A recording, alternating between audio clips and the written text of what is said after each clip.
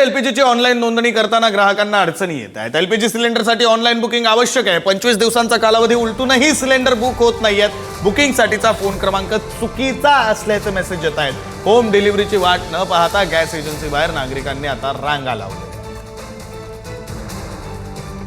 एलपीजीवर आलेल्या प्रतिबंधांमुळे लोकांमध्ये जे आहे ते एजन्सीच्या किंवा गोडाऊनमध्ये स्वतः येऊन सिलेंडर घेऊन जाण्याचा कल जो आहे तो नागपुरात वाढल्याचं दिसून येत आहे।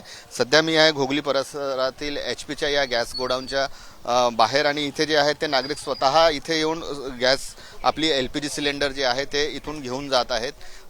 अनेकदा जे आहे ते आता OTP किंवा रजिस्ट्रेशन नंबर किंवा मोबाईलचा खोडंबा जो आहे तो दिसून येऊन राहिलेला आणि त्यामुळे प्रॉब्लेम येत असल्याचं आपल्याला दिसून येत आहे। शकतो की इथे जे लोक जे स्वतः येऊन राहिलेले आहे, नागरिक ग्राहक जे येऊन राहिलेले आणि स्वतः एलपीजीचे सिलेंडर जे आहेत ते आता इथून नेत आहेत।